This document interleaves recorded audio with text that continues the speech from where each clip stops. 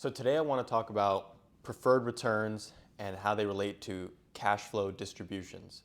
So it's funny because it is a bit more of a beginner topic, but I feel like I've been fielding a lot of questions around distributions, preferred returns, and implications and how they work together. So I thought I'd make a video, and this is definitely going to turn into an article for the upcoming newsletter as well. So to take a step back first and define what we're talking about, preferred returns are a common partnership mechanism whereby investors are owed a minimum rate of return before any performance compensation kicks in.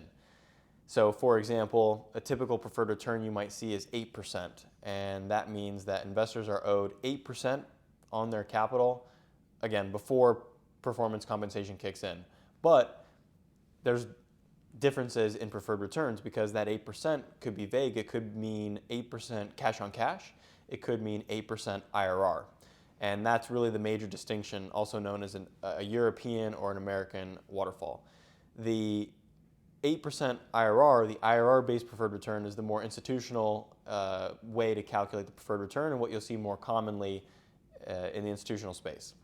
The preferred return, otherwise known as a cash flow promote, is whereby investors are first owed an 8% cash-on-cash distribution, and then after that is met, any surplus cash flow can be split at the promote rate with the sponsor. So, and then just to go back to the IRR calculation, right? If you have excess distributions above and beyond the 8% preferred return, for example, those additional distributions would still all go to the investors because it's working towards satisfying the preferred return of 8% IRR, right? And the calculation of IRR is you need to not only get the 8% return, which is compounding based on the IRR calculation, but you also need to get the return of capital, right? You can't get a full IRR calculation until you've returned capital. So another way to look at the IRR-based preferred return is step number one, hit a cumulative and compounding 8% preferred return. Step number two, return all original capital. Then number three is finally the promote split. So that's what preferred returns are, right? And in no way do preferred returns guarantee a return or guarantee cash flow. Deals that have no cash flow, for example, like a development deal that anticipates having no cash flow for the first few years, still can have a preferred return and still often does have a preferred return even though there's no cash flow. So preferred returns really have nothing to do with cash flow. Again, if you going back to the IRR, for example, if you have no cash flow, that IRR is just going to accrue, right? That preferred return is just going to accrue and compound on itself, and it'll just be calculated at the end of the day when the deal is finally realized. So the reason why I bring up the fact that there's no correlation between preferred returns and cash flow is because, like I said, I've been getting a lot of questions lately about, well, cash flow is very low these days. It's harder to hit the preferred return. What happens if you don't hit the preferred return? And also, some people just have the misunderstanding that when a deal has an 8% preferred return, that actually means that the deal anticipates distributing 8% per year to the investors. All right, and that is it's not true. There's no correlation, right? One is partnership structure. The other is a projection of return. And that's why you see deals, irrespective of deal structure, will often project what the projected IRR is and what the projected cash on cash is. And also it's of course helpful to see what that projected cash on cash is over the course of the years, right? So if it's a 3-year hold, 5-year hold, 10-year hold, you want to be able to see what the projections are year over year for cash flow.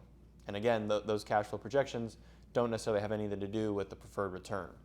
As an investor, what you want to account for is how that preferred return is treated, right?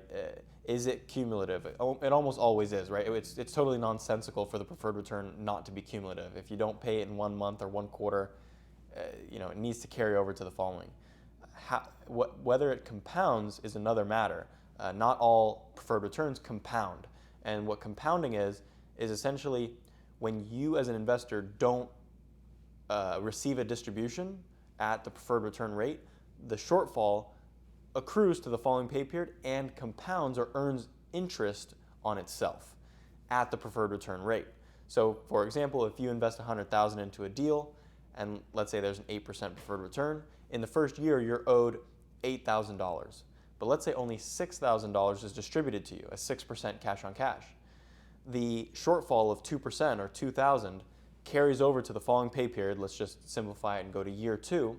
It not only accrues, right, and therefore you're owed $10,000 for year 2, it also compounds, so that $2,000 actually earns 8% interest on itself. So you're owed $2,016 for year 2 because it's a compounded return there. And that just goes back to, that's done through the IRR calculation.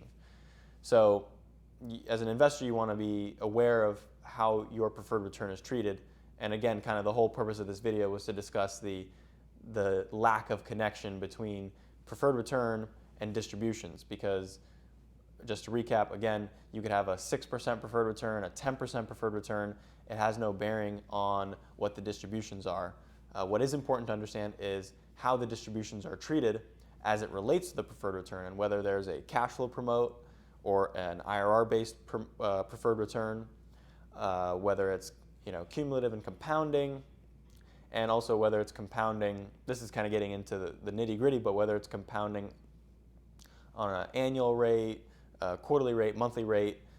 Most often you'll see that the actual preferred return is calculated via Microsoft Excel XIRR calculation, and that's really kind of the industry standard way to do it. And if you're not familiar with what the XIRR calculation is, it is a way to actually calculate IRR based on corresponding dates with every cash flow. So for example, if you have a deal where $10 million was originally invested on June 1st, you'll put the date June 1st, 2022, and you'll put the $10 million outflow, and then you'll track for every distribution in or out, you'll have a corresponding date, and then at the end of all that, you'll be able to roll that up via the XIRR calculation into a final IRR number.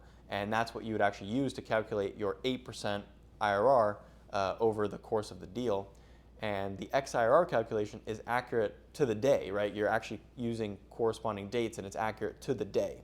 So it's interesting because it's accurate to the day, but it's an annual compounding function, right? So you're not compounding on a daily basis, you're compounding on an annual basis, but it's accurate to the day. So hopefully that makes sense. Thank you very much for watching.